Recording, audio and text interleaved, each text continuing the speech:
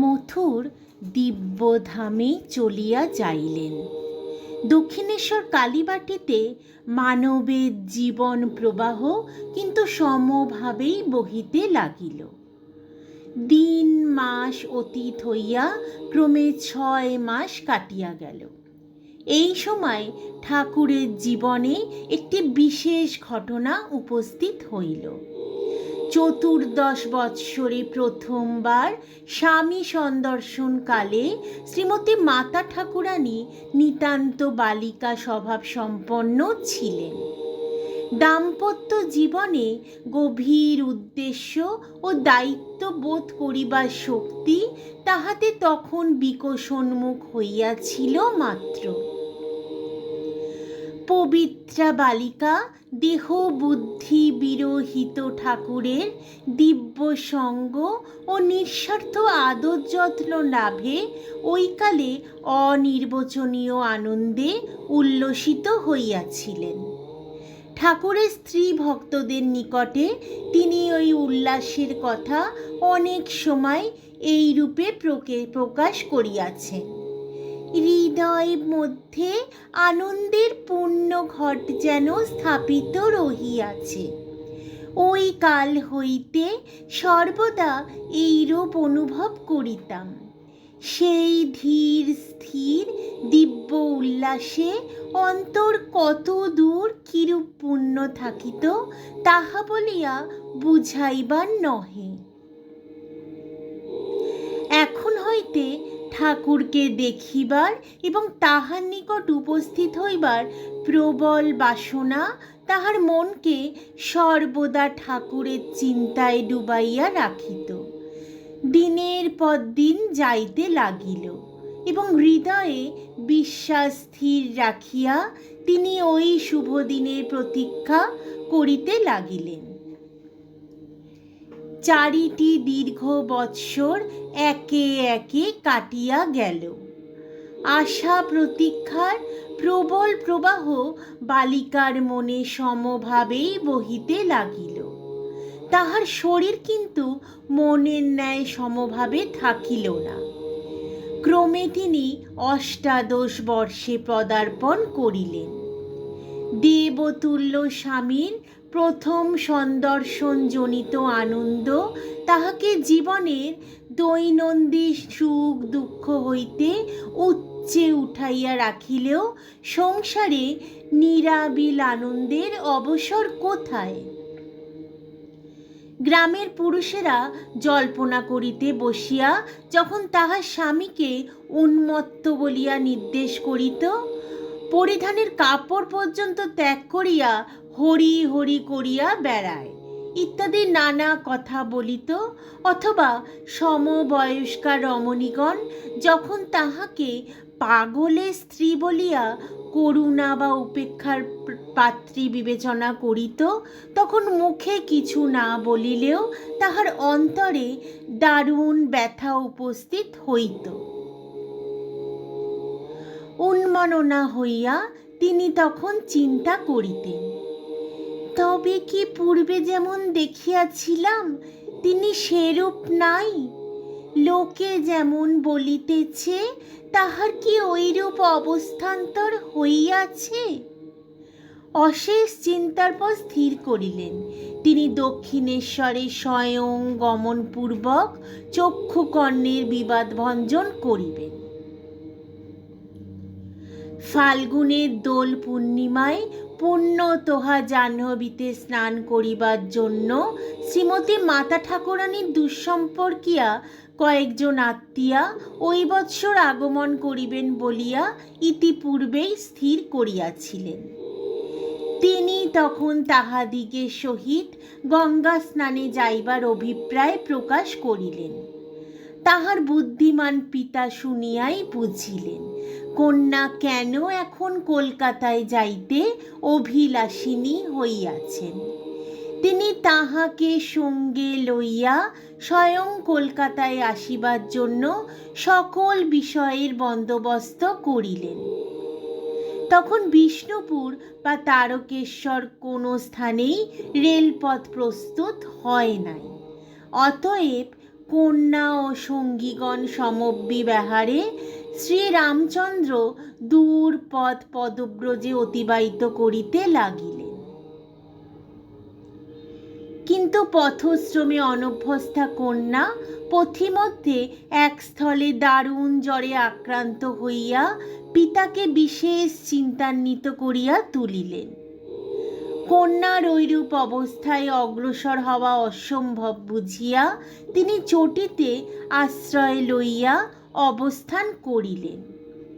পথিমধ্যে এরূপে পীড়িত হওয়ায় শ্রীমতী মাতা ঠাকুরানীর অন্তঃকরণে কতদূর বেদনা উপস্থিত হইয়াছিল তাহা বলিবার নহে। কিন্তু এক অদ্ভুত দর্শন উপস্থিত হইয়া ওই সময় তাহাকে আশ্বস্ত করিয়াছিল। উক্ত দর্শনের কথা তিনি পরে স্ত্রী ভক্তদিগকে কখনো নিম্নলিখিতভাবে বলিয়াছেন। জ্বরে যখন একেবারে বেহুঁশ লজ্জা সমরহিত হইয়া পড়িয়া আছি, তখন দেখিলাম পার্শ্বে একজন রমণী আসিয়া বসিল। মেয়েটির রং কালো, কিন্তু এমন সুন্দর রূপ কখনো দেখি নাই। বসিয়া আমার গায়ে মাথায় হাত বুলিয়া দিতে লাগিল। এমন নরম ঠান্ডা হাত গায়ের জ্বালা জুড়াইয়া যাইতে লাগিল। জিজ্ঞাসা করিলাম, তুমি কোথা হইতে আসছ গা? রমণী বলিল, আমি দক্ষিণেশ্বর থেকে আসছি। শুনিয়া অবাক হইয়া বলিলাম, দক্ষিণেশ্বর থেকে?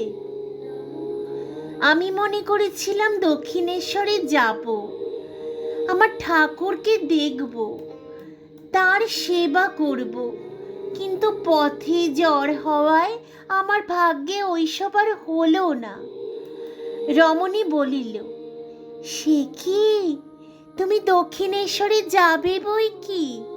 ভালো হয়ে সেখানে যাবে, তাকে দেখবে, তোমার জন্যই তো তাকে সেখানে আটকে রেখেছি।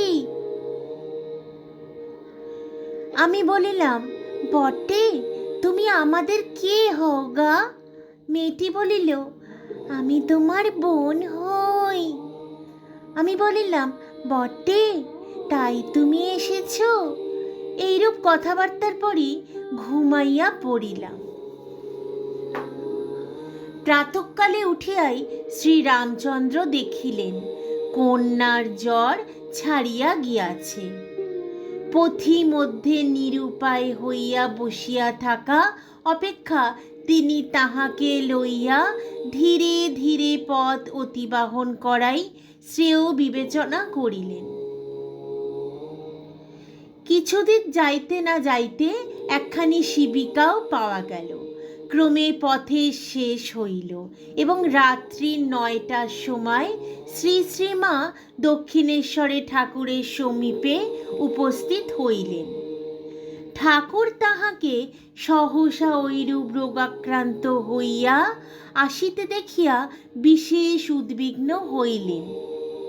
ঠান্ডা লাগিয়া জ্বর বালিবে বলিয়া নিজ গৃহে ভিন্ন শয্যায় তাহার শয়নের বন্দোবস্ত করিয়া দিলেন এবং দুঃখ করিয়া বারংবার বলিতে লাগিলেন, তুমি এতদিনে আসিলে, আর কি আমার সেজবাবু আছে যে তোমার যত্ন হবে? ঔষধ পথ্যাদির বিশেষ বন্দোবস্তে 3-4 দিনেই শ্রীমতী মাতা ঠাকুরানী আরোগ্য লাভ করিলেন। ওই 3-4 দিন ঠাকুর তাহাকে দিবারাত্র নিজ গৃহে রাখিয়া ঔষধ পথ্যাদির সকল বিষয়ের স্বয়ং তত্ত্বাবধান করিলেন। পরে নহবৎগড়ে নিজ জননীর নিকটে তাহার থাকিবার বন্দোবস্ত করিয়া দিলেন। চক্ষুকর্ণের বিবাদ মিটিল। শ্রীমতী মাতা ঠাকুরানী প্রাণে প্রাণে বুঝিলেন ঠাকুর পূর্বে যেমন ছিলেন এখনো তদ্রূপ আছেন। সংসারী মানব না বুঝিয়া তাহার সম্বন্ধে নানা রটনা করিয়াছে। প্রাণের উল্লাসে তিনি নহবতে থাকিয়া দেবতার ও দেবজননী সেবায় নিযুক্তা হইলেন। কামারপুকুরে অবস্থানকালে শ্রীমতী মাতা ঠাকুরানীর আগমনে ঠাকুরের মনে যে চিন্তা পারম স্পর্শের উদয় হইয়াছিল, তাহা আমরা পাঠককে পূর্বেই বলিয়াছি।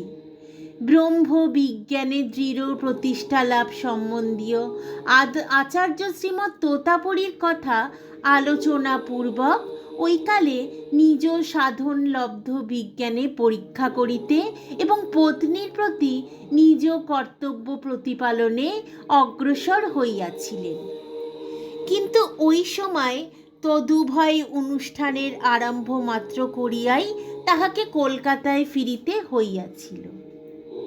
শ্রীমতী মাতা ঠাকুরানীকে নিকটে পাইয়া তিনি এখন পুনরায় এই দুই বিষয়ে মনোনিবেশ করিলেন এবং অবসর পাইলেই মাতা ঠাকুরানীকে মানব জীবনের উদ্দেশ্য ও কর্তব্য সম্বন্ধে সর্বপ্রকার শিক্ষাদান করিতে লাগিলেন। শ্রীমতী মাতা ঠাকুরানী একদিন এই সময় ঠাকুরের পদ সংবাহন করিতে করিতে জিজ্ঞাসা করিয়াছিলেন, আমাকে তোমার কি বলিয়া বোধ হয়? ঠাকুর তদুত্তরে বলিয়াছিলেন, যে মা মন্দিরে আছেন তিনি এই শরীরের জন্ম দিয়াছেন এবং সম্প্রতি নহবতে বাস করিতেছেন ও তিনি এখন আমার পদসেবা করিতেছেন। সাক্ষাৎ আনন্দময়ী রূপ বলিয়া তোমাকে সর্বদা সত্য সত্য দেখিতে পাই। অতঃপর শ্রী শ্রী জগন্মাতার নিয়োগে তাহার প্রাণে এক অদ্ভুত বাসনার উদয় হইল এবং কিছু মাত্র দ্বিধা না করিয়া তিনি উহা কার্যে পরিণত করিলেন। তাহাই এখন পাঠককে উপহার দিব। ইংরেজি 1873 খ্রিস্টাব্দ। জ্যৈষ্ঠ মাসের অর্ধেকের উপর গত হইয়াছে। আজ অমাবস্যা ফলহারিণী কালিকা পুজোর পুণ্য দিবস। ঠাকুর শ্রী শ্রী জগদম্বাকে পুজো করিবার মানসে আজ বিশেষ আয়োজন করিয়াছেন। ওই আয়োজন কিন্তু মন্দিরে না হইয়া তাহার ইচ্ছানুসারে গুপ্তভাবে তাহার গৃহেই হইয়াছে। পূজাকালে দেবীকে বসিতে দিবার জন্য আলিম্পন ভূষিত একখানি পীঠ পূজকের আসনের দক্ষিণ পার্শ্বে স্থাপিত হইয়াছে। দেবীর রহস্য পূজার সকল আয়োজন সম্পূর্ণ হইতে রাত্রি 9টা বাজিয়া গেল। শ্রীমতী মাতা ঠাকুরানীকে পূজাকালে উপস্থিত থাকিতে ঠাকুর ইতঃপূর্বে বলিয়া পাঠাইয়াছিলেন। তিনিও ওই গৃহে এখন আসিয়া উপস্থিত হইলেন। ঠাকুর পূজায় বসিলেন। ঠাকুর এইবার আলিম্পন ভূষিত পীঠে শ্রী শ্রী মাকে উপবেশনের জন্য ইঙ্গিত করিলেন। মন্ত্রমুগ্ধার ন্যায় তিনি এখন পূর্বমুখে উপবিষ্ট ঠাকুরের দক্ষিণ ভাগে উত্তরাস্যা হইয়া উপবিষ্টা হইলেন। সম্মুখস্থ কলসের মন্ত্রপুত বাড়ি দ্বারা ঠাকুর বারংবার শ্রী শ্রী মাকে যথাবিধানে অভিষিক্তা করিলেন।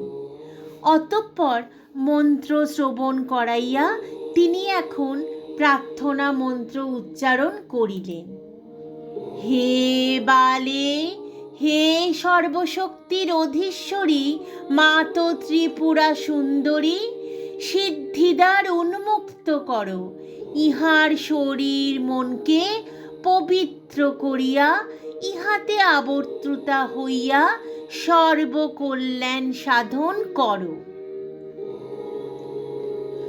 অতঃপর শ্রী মায়ের অঙ্গে মন্ত্র সকলের যথা বিধানে ন্যাসপূর্বক ঠাকুর সাক্ষাৎ দেবী জ্ঞানে তাহাকে ষোড়শোপাচারে পূজা করিলেন এবং ভোগ নিবেদন করিয়া নিবেদিত বস্তু সকলের কিয়দংশ স্বহস্তে তাহার মুখে প্রদান করিলেন। বাহ্য জ্ঞান তিরোহিতা হইয়া শ্রী শ্রীমা সমাধিস্থা হইলেন। ঠাকুরও অর্ধবাহ্য দশায় মন্ত্রোচ্চারণ করিতে করিতে সম্পূর্ণ সমাধিমগ্ন হইলেন। সমাধিস্থ পূজক সমাধিস্থা দেবীর সহিত আত্মস্বরূপে পূর্ণভাবে মিলিত ও একীভূত হইলেন। নিশার দ্বিতীয় প্রহর বহুক্ষণ অতীত হইয়াছে। আত্মারাম ঠাকুরের এইবার বাহ্য সংজ্ঞার কিছু কিছু লক্ষণ দেখা গেল। পূর্বের ন্যায় অর্ধবাহ্য দশা প্রাপ্ত হইয়া তিনি এখন দেবীকে আত্মনিবেদন করিলেন।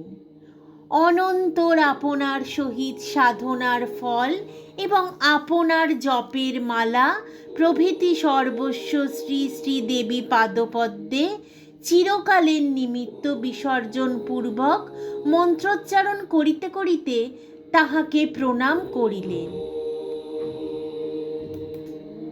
হে সর্বমঙ্গলের মঙ্গল স্বরূপে, হে সর্বকর্ম নিষ্কম্পনকা, হে স্বর্ণদায়িনী ত্রিনয়নী শিবগেহিনী গৌরী, হে নারায়ণী, তোমাকে প্রণাম, তোমাকে প্রণাম করি। পূজা শেষ হইল। মূর্তিমতী বিদ্যারূপিণী মানবীর দেহাবলম্বনে ঈশ্বরীয় উপাসনা পূর্বক ঠাকুরের সাধনার পরিসমাপ্তি হইল। তাহার দেব মানবত্ব সর্বতোভাবে সম্পূর্ণতা লাভ করিল। এইরূপে 1 বৎসর 4 মাসকাল ঠাকুরের নিকটে দক্ষিণেশ্বরে অতিবাহিত করিয়া শ্রী শ্রী মাতা ঠাকুরানী কামারপুকুরে প্রত্যাগমন করিলেন। এই কালের 1 বৎসর পরে ঠাকুরের মন আবার অন্য এক সাধন পথে শ্রী শ্রী জগদম্বাকে দর্শন করিবার জন্য উন্মুক্ত হইয়াছিল। তখন তিনি কলকাতার সিঁদুরিয়াপট্টি পল্লী নিবাসী ব্রাহ্মণ ধর্মানুরাগী দানশীল শ্রীযুক্ত শম্ভুচরণ মল্লিকের সহিত পরিচিত হইয়াছেন এবং তাহার নিকটে বাইবেল শ্রবণপূর্বক শ্রী শ্রী ঈশার পবিত্র জীবনের এবং সম্প্রদায় প্রবর্তনের কথা জানিতে পারিয়াছিলেন। খ্রিস্টীয় ধর্মতত্ত্ব প্রত্যক্ষ করিবার বাসনা মনে ঈষণ মাত্র উদয় হইতে না হইতে শ্রী শ্রী জগদম্বা উহা এক অদ্ভুত উপায়ে পূর্ণ করিয়া দিলেন। ঘটনা এইরূপ হইয়াছিল।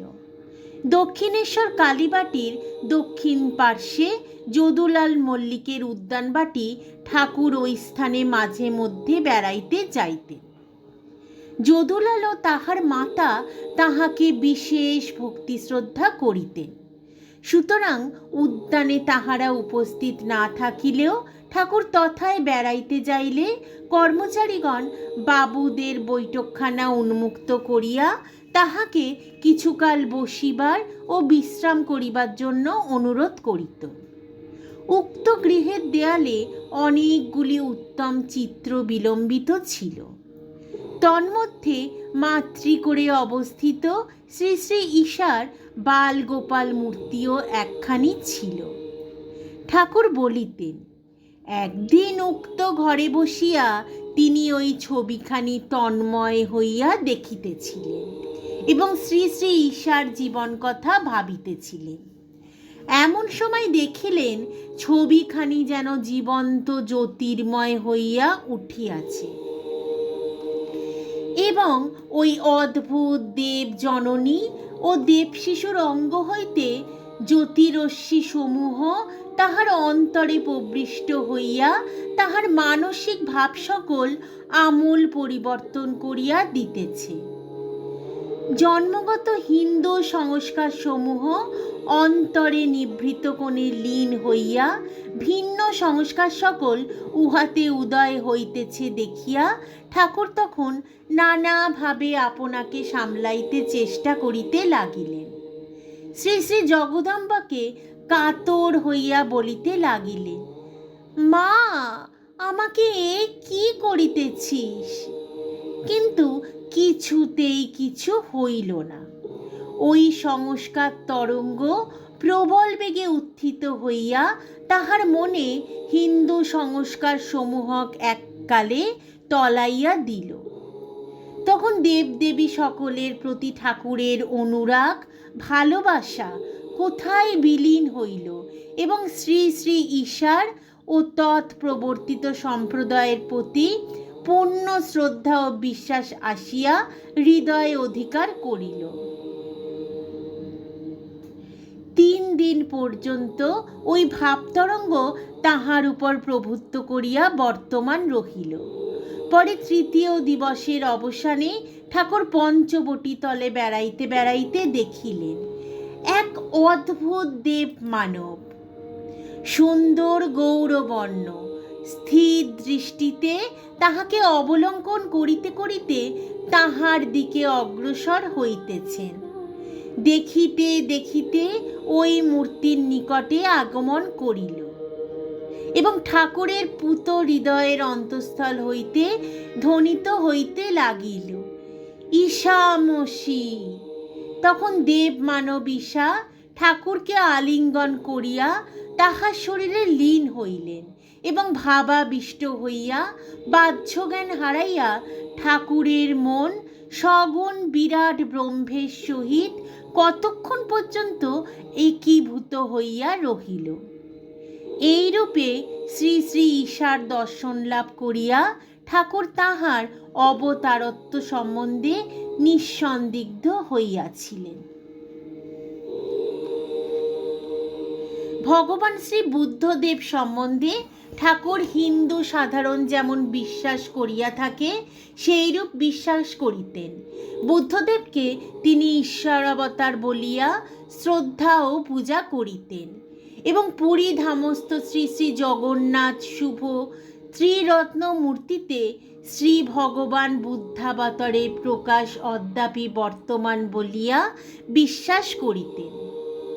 জৈন ধর্ম প্রবর্তক তীর্থঙ্কর সকলের এবং শিখ ধর্ম প্রবর্তক গুরু নানক হইতে গুরু গোবিন্দ পর্যন্ত সকলের প্রতি ঠাকুরের বিশেষ ভক্তি শ্রদ্ধা ছিল, কিন্তু ইহাদের কাহাকেও ঠাকুর ঈশ্বরাবতার বলিয়া নির্দেশ করেন নাই।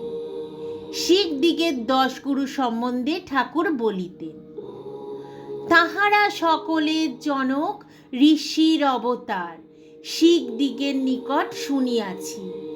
রাজর্ষি জনকের মনে মুক্তি লাভ করিবার পূর্বে লোক কল্যাণ সাধন করিবার কামনা উদয় হইয়াছিল এবং সেজন্য তিনি নানকাদি গোবিন্দ পর্যন্ত 10 গুরুরূপে 10 বার জন্মগ্রহণ করিয়া শিখ জাতির মধ্যে ধর্ম সংস্থাপন পূর্ব পরব্রহ্মের সহিত চিরকালের নিমিত্ত মিলিত হইয়াছিলেন।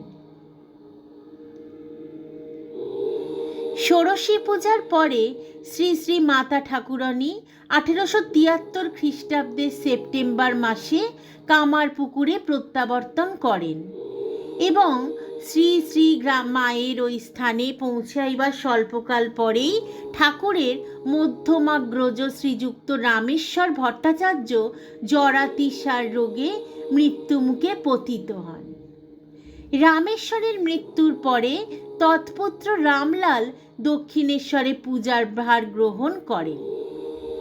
ইংরেজি 1874 খ্রিস্টাব্দের এপ্রিল মাসে শ্রী শ্রী মাতা ঠাকুরানী পদব্রজে দ্বিতীয়বার দক্ষিণেশ্বরে আগমন করেন।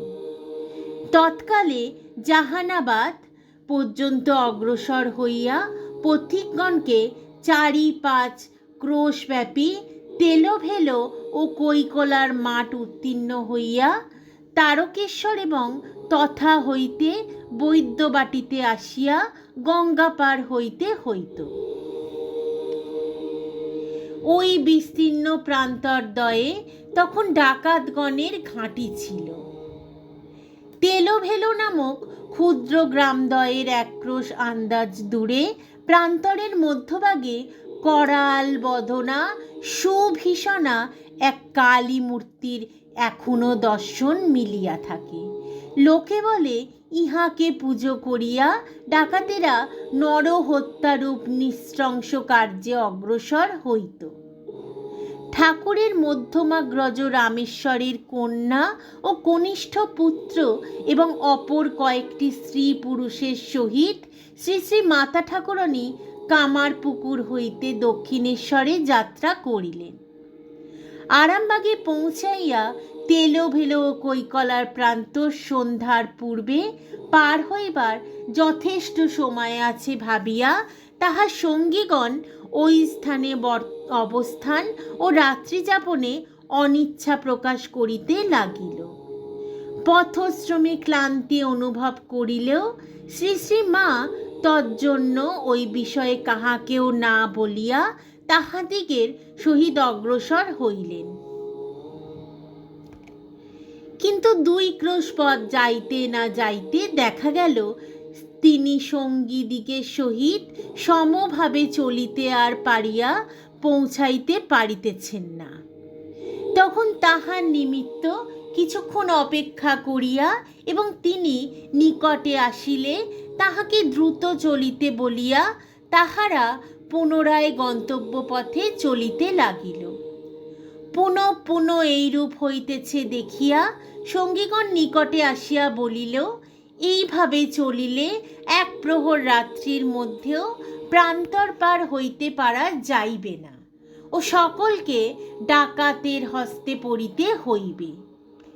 এতগুলি লোকের অসুবিধা ও আশঙ্কার কারণ হইয়াছে দেখিয়া শ্রী শ্রীমা তখন তাহাদিগকে তাহার নিমিত্ত পথিমন্দে অপেক্ষা করিতে নিষেধ করিয়া বলিলেন, তোমরা একেবারে তারকেশ্বরের চটিতে পৌঁছাইয়া বিশ্রাম করো কি, আমি যত শীঘ্র পারি তোমাদিগের সহিত মিলিত হইতেছি। বেলা অধিক নাই দেখিয়া এবং তাহার কথার উপর নির্ভর করিয়া সঙ্গীগণ আর কালো বিলম্ব না করিয়া অধিকতর বেগে পথ অতিক্রম পূর্বক শীঘ্রই দৃষ্টির বহির্ভূত হইয়া পড়িল। শ্রী শ্রীমা তখন যথাসাধ্য দ্রুত পদে চলিতে লাগিলেন, কিন্তু শরীর নিতান্ত অবসন্ন হওয়ায় প্রান্তর মধ্যে পৌঁছাইবার কিছুক্ষণ পরেই সন্ধ্যা উপস্থিত হইল। বিষম চিন্তিতা হইয়া তিনি কি করিবেন ভাবিতেছেন। এমন সময় দেখিলেন দীর্ঘাকার ঘোরতর কৃষ্ণবর্ণ এক পুরুষ যষ্টি কন্দে লইয়া তাহাকে লক্ষ্য করিয়া দ্রুত পদে অগ্রসর হইতেছে। তাহার পশ্চাতে দূরে তাহার সঙ্গীর ন্যায় এক ব্যক্তিও আসিতেছে বলিয়া বোধ হইল। পলায়ন বা চিৎকার করা বৃথা বুঝিয়া শ্রী শ্রীমা তখন স্থিরভাবে দণ্ডায়মান থাকিয়া উহাদিগরে আগমন সসংকোচিত্তে প্রতীক্ষা করিতে লাগিলেন। কয়েক মুহূর্ত মধ্যে যমদূত সদৃশ্য ওই বিকটাকার পুরুষ নিকটে আসিয়া তাহাকে কর্কশ স্বরে প্রশ্ন করিল, কে গা এ সময় এখানে দাঁড়িয়ে আছো? শ্রী শ্রীমা তখন তাহাকে প্রশ্ন করিবার আশায় পিতৃ সম্বোধন পূর্বক একেবারে তাহার শরণাপন্ন হইয়া বলিলেন, বাবা, আমার সঙ্গীগণ আমাকে ফেলিয়া গিয়াছে, বোধহয় আমি পথ ভুলিয়া গিয়াছি। তুমি আমাকে সঙ্গে করিয়া যদি তাহাদিগের নিকটে পৌঁছাইয়া দাও। তোমার জামাই দক্ষিণেশ্বরে রানী রাসমণির কালীবাড়িতে থাকেন। আমি তাহার নিকটেই যাইতেছি। তুমি যদি সেখান পর্যন্ত আমাকে লইয়া যাও, তাহা হইলে আমি তোমাকে বিশেষ সমাদর করিব। ওই কথাগুলি বলিতে না বলিতে পূর্বোক্ত দ্বিতীয় ব্যক্তিও তথায় উপস্থিত হইল এবং শ্রী শ্রীমা দেখিলেন সে পুরুষ নহে, রমণী, প্রথমাগত পুরুষের পত্নী। ওই রমণীকে দেখিয়া বিশেষ আশ্বস্তা হইয়া শ্রী শ্রীমা তখন তাহার হস্ত ধারণ ও মাতৃ সম্বোধন পূর্বক বলিলেন, মা, আমি তোমার মেয়ে শারদা। সঙ্গীরা ফেলিয়া যাওয়ায় বিষম বিপদে পড়িয়াছিলাম। ভাগ্যে বাবা ও তুমি আসিয়া পড়িলে, নতুবা কি করিতাম বলিতে পারি না। শ্রী শ্রীমায়ের ওইরূপ নিঃসংকোচ সরল ব্যবহার, একান্ত বিশ্বাস ও মিষ্ট কথায় বাগদীপায়িক ও তাহার পত্নীর প্রাণ এককালে বিগলিত হইল। সামাজিক আচার ও জাতির কথা ভুলিয়া তাহারা সত্য সত্যই আপনাদিগের কন্যায় ন্যায় দেখিয়া তাহাকে অশেষ সান্ত্বনা প্রদান করিতে লাগিল। পরে তাহার শারীরিক অবসন্নতার কথা আলোচনা করিয়া তাহারা তাহাকে গন্তব্য পথে অগ্রসর হইতে না দিয়া সমীপবর্তী তেলোভেলো গ্রামের এক ক্ষুদ্র দোকানে লইয়া যাইয়া রাত্রিবাসের বন্দোবস্ত করিল। রমণী নিজ বস্ত্রাদি বিছাইয়া তাহার নিমিত্ত শয্যা প্রস্তুত করিল এবং বাগদি বাবা দোকান হইতে মুড়ি মুড়কি কিনিয়া তাহাকে ভোজন করিতে দিল। ওই রূপে মাতা পিতার ন্যায় আদর ও স্নেহে তাহাকে ঘুম পাড়াইয়া ও রক্ষা করিয়া তাহারা সমস্ত রাত্রি অতিবাহিত করিল এবং প্রত্যুষে উঠাইয়া সঙ্গে লইয়া 2-4 দণ্ড বেলা হইলে তারকেশ্বরে উপস্থিত হইয়া এক দোকানে আশ্রয় গ্রহণ পূর্বক তাহাকে বিশ্রাম করিতে বলিল। অনন্তর রমণী তাহার স্বামীকে সম্বোধন করিয়া বলিল, আমার মেয়ে কাল কিছুই খাইতে পায় নাই। বাবা তারকনাথের পূজার দি শীঘ্র সারিয়া বাজার হইতে মাছ তরি তরকারি লইয়া আইসো, আজ তাহাকে ভালো করিয়া খাওয়াইতে হইবে। পুরুষ এ সকল কর্ম করিতে চলিয়া যাইলে শ্রীমতী মাতা ঠাকুরানীর সঙ্গী ও সঙ্গিনীগণ তাহাকে অন্বেষণ করিতে করিতে তথায় আসিয়া উপস্থিত হইল এবং তিনি নিরাপদে পৌঁছাইয়াছেন দেখিয়া আনন্দ প্রকাশ করিতে লাগিল। তখন শ্রী শ্রীমা তাহার রাত্রে আশ্রয়দাতা মাতা পিতার সহিত তাহাদিগকে পরিচিত করাইয়া বলিলেন, ইহারা আসিয়া আমাকে রক্ষা না করিলে কাল রাত্রে কি যে করিতাম তাহা বলিতে পারি না। অনন্তর পূজা, রন্ধন ও ভোজন আদি শেষ করিয়া কিছুক্ষণ ওই স্থানে বিশ্রামপূর্বক সকলে বৈদ্যবাটি অভিমুখে যাত্রা করিবার জন্য প্রস্তুত হইলে শ্রী শ্রী মাতা ঠাকুরানী ওই পুরুষ ও রমণীকে অশেষ কৃতজ্ঞতা জানাইয়া বিদায় প্রার্থনা করিলেন। শ্রী শ্রী মা বলেন, এক রাত্রির মধ্যে আমরা পরস্পরকে এত দূর আপনার করিয়া লইয়াছিলাম যে বিদায়কালে ব্যাকুল হইয়া অজস্র ক্রন্দন করিতে লাগিলাম। অবশেষে সুবিধা মতো দক্ষিণেশ্বরে আমাকে দেখিতে আসিতে পুনঃ পুনঃ অনুরোধপূর্বক ওই কথা স্বীকার করাইয়া লইয়া অতি কষ্টে তাহাদিগকে ছাড়িয়া আসিলাম। আসিবার কালে তাহারা অনেক দূর পর্যন্ত আমাদিগের সহিত আসিয়াছিল এবং রমণী পার্শ্ববর্তী ক্ষেত্র হইতে কতকগুলি কলাইশুটি তুলিয়া কাঁদিতে কাঁদিতে আমার অঞ্চলে বাঁধিয়া কাতস্বরে বলিতে লাগিল, মা শারদা, রাত্রে যখন মুড়ি খাইবি তখন এইগুলা দিয়ে খাস। আমার ডাকাত বাবা ও মা পূর্ব প্রতিশ্রুতি অনুযায়ী মিষ্টান্ন প্রভৃতি দ্রব্য লইয়া আমাকে দেখিতে মধ্যে মধ্যে কয়েকবার দক্ষিণেশ্বরে আসিয়া উপস্থিত হইয়াছিলেন। তিনিও আমার নিকট সকল কথা শুনিয়া ওই সময় তাহাদিগের সহিত জামাতার ন্যায় ব্যবহারে ও আদর আপ্যায়নে তাহাদিগকে পরিতৃপ্ত করিয়াছিলেন। এমন সরল ও সচ্চরিত্র হইলেও আমার ডাকাত বাবা পূর্বে কখনো কখনো ডাকাতি যে করিয়াছিল এ কথা কিন্তু আমার মনে হয়।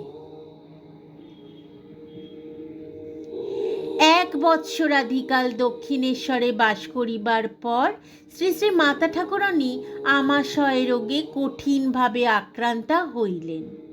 শম্ভুবাবু তাহাকে আরোগ্য করিবার জন্য বিশেষ যত্ন করিতে লাগিলেন। একটু আরোগ্য হইলে 1875 খ্রিস্টাব্দের সেপ্টেম্বর মাসে শ্রী শ্রীমা পিত্রালয় জয়রামবাটি গ্রামে গমন করিলেন। কিন্তু তথায় যাইবার স্বল্পকাল পরে পুনরায় তিনি ওই রোগে শয্যাশায়িনী হইলেন। ক্রমে উহার এত বৃদ্ধি হইল যে তাহার শরীর রক্ষা সংশয়ের বিষয় হইয়া উঠিল। রোগের যখন কিছুতেই উপশম হইল না, তখন শ্রী শ্রীমার প্রাণে দেবীর নিকটে হত্যা প্রদানের কথা উদিত হইল এবং তিনি কাহাকেও কিছু না বলিয়া গ্রাম্যদেবী সিংহবাহিনীর মারে যাইয়া ওই উদ্দেশ্যে প্রয়োববেশন করিয়া পড়িয়া রহিলেন। কয়েক ঘণ্টা কাল ওই রূপে থাকিবার পরেই দেবী প্রসন্না হইয়া তাহাকে আরোগ্যের জন্য ঔষধ নির্দেশ করিয়া দিলেন। দেবীর আদেশে উক্ত ঔষধ সেবন মাত্রেই তাহার রোগের শান্তি হইল এবং ক্রমে তাহার শরীর পূর্বের ন্যায় সবল হইয়া উঠিল। শ্রী শ্রীমায়ের হত্যা প্রদান পূর্বক ঔষধ প্রাপ্তিকাল হইতে ওই দেবী বিশেষ জাগ্রতা বলিয়া চতুষ্পার্শ্বের গ্রামসমূহে প্রতিপত্তি লাভ করিয়াছিলেন। পীড়িতা হইয়া শ্রী শ্রী মাতা ঠাকুরানী পিত্রালয়ে যাইবার কয়েক মাস পরেই ঠাকুরের জীবনে একটি বিশেষ ঘটনা উপস্থিত হইয়াছিল। ইংরেজি 1876 খ্রিস্টাব্দের সম্ভবত মার্চ মাসে ঠাকুরের জননী শ্রীমতী চন্দ্রমণি দেবী 85 বৎসর বয়ঃক্রমকালে ইহলোক পরিত্যাগ করিলেন। বৃদ্ধার অন্তিমকাল উপস্থিত দেখিয়া তাহাকে অন্তর্জলি করা হইল এবং ঠাকুর ফুল চন্দন ও তুলসী লইয়া তাহার পাদপদ্মে অঞ্জলি প্রদান করিলেন। পরে সন্ন্যাসীকে মুখাগ্নি করিতে নাই বলিয়া ঠাকুরের ভ্রাতুষ্পুত্র রামলাল তাহার নিয়োগে বৃদ্ধার দেহের সৎকার করিল। অনন্তর অশৌচ উত্তীর্ণ হইলে ঠাকুরের নির্দেশে রামলালী বিষৎসর্গ করিয়া ঠাকুরের জননীর শ্রাদ্ধক্রিয়া যথারীতি সম্পাদন করিলেন। এই সময়ে শম্ভুচরণ মল্লিকও মৃত্যুমুখে পতিত হন। পীড়িতাবস্থায় ঠাকুর তাহাকে একদিন দেখিতে গিয়াছিলেন এবং ফিরিয়া আসিয়া বলিয়াছিলেন, শম্ভুর প্রদীপে তৈল নাই। মৃত্যুর কয়েকদিন পূর্বে শম্ভুচরণ হৃদয়কে হৃষ্ট চিত্তে বলিয়াছিলেন, মরণের নিমিত্ত আমার কিছুমাত্র চিন্তা নাই, আমি পুঁটলি পাটলা বেঁধে প্রস্তুত হয়ে বসে আছি। শম্ভুবাবুর সহিত পরিচয় হইবার পূর্বে ঠাকুর যোগারূঢ় অবস্থায় দেখিয়াছিলেন। শ্রী শ্রী জগদম্বা শম্ভুকে তাহার দ্বিতীয় রসদ্বার রূপে মনোনীত করিয়াছেন এবং দেখিবা মাত্র তিনি তাহাকে সেই ব্যক্তি বলিয়া চিনিয়া লইয়াছিলেন। ক্যাপ্টেন বিশ্বনাথ উপাধ্যায় নেপালের রাজার উকিল রাজপ্রতিনিধি। ঠাকুর তাহাকে ক্যাপ্টেন বলিয়া সম্বোধন করিতেন। বিশ্বনাথ যেমনই বিদ্বান তেমনই ভক্তিমান ছিলেন। বেদ, বেদান্ত, শ্রীমদ্ ভগবত গীতা, অধ্যাত্ম রামায়ণ এ সকল ধর্মগ্রন্থ তাহার কণ্ঠস্থ ছিল। প্রতিদিন ভক্তি ভরে ও তন্ময় চিত্তে তিনি তাহার ইষ্ট দেবতার অর্চনা করিতেন। একদিন তিনি স্বপ্নে দেখিলেন কোনো এক জ্যোতির্মণ্ডিত দিব্য পুরুষ তাহাকে আধ্যাত্মিক রাজ্যের শ্রেষ্ঠ জ্ঞান সম্পদ গ্রহণ করিবার জন্য আহ্বান করিতেছেন। তারপর তিনি যখন দক্ষিণেশ্বরে প্রথম আগমন করিয়া ঠাকুরের দর্শন লাভ করিলেন, তিনি দেখিলেন যে সেই স্বপ্নদৃষ্ট দিব্য পুরুষ শ্রীরামকৃষ্ণ স্বয়ং। তাহার বিস্ময় ও পুলকের অবধি রহিল না। তদবধি তিনি ঠাকুরের প্রতি বিশেষ অনুরক্ত হইয়া পড়েন এবং প্রায়ই ঠাকুরকে দক্ষিণেশ্বরে দর্শন করিতে আসিতেন। কখনো কখনো ঠাকুরকে স্বগৃহে লইয়া অতিশয় শ্রদ্ধা ভক্তির সহিত নানাবিধ উপাদেয় খাদ্যদ্রব্য তৈরি করিয়া খাওয়াইতেন। বিশ্বনাথ ঠাকুরকে কখনো কখনো 3 দিন পর্যন্ত নিরন্তর অত্যুচ্চ ভাবভূমিতে অবস্থান করিতে দেখিয়াছেন। তিনি ঠাকুরের এই আধ্যাত্মিক অবস্থা বেশ বুঝিতে পারিতেন এবং সর্বান্তঃকরণে তাহাকেই গুরুরূপে বরণ করিয়া লইয়াছিলেন। এক সময় বিশ্বনাথ তাহার এক বন্ধুকে বলিয়াছিলেন, আমি বেদ বেদান্তাদি অনেক ধর্মগ্রন্থ পাঠ করিয়াছি, বিভিন্ন স্থানে বিভিন্ন সাধু ও ভক্তের সহিত মিলিত হইয়াছি, কিন্তু শ্রীরামকৃষ্ণের সংস্পর্শে আসিয়া আমার অন্তরে সকল বাসনা চরিতার্থতা লাভ করিয়াছে। দেবমূর্তি শ্রীরামকৃষ্ণের জীবনে সত্য সত্যই শাস্ত্রের সকল মর্মমূর্ত হইয়া উঠিয়াছে। আমার দৃঢ় বিশ্বাস একদিন তুমিও আমার এই কথার সত্যতা উপলব্ধি করিতে পারিবে। ঠাকুরের মনে এখন এক অভিনব বাসনা প্রবলভাবে উদিত হইল। তিনি যোগারূঢ়াবস্থায় দিব্য দৃষ্টিতে দেখিয়াছিলেন যে তাহার কার্যের সাহায্যের জন্য অন্তরঙ্গ ভক্ত সকল আগমন করিবে। সেই সকল ভক্তগণকে দেখিবার জন্য এবং তাহাদিগের অন্তরে নিজ ধর্মশক্তি সঞ্চার করিবার জন্য তিনি এখন বিশেষ ব্যাকুল হইয়া উঠিলেন।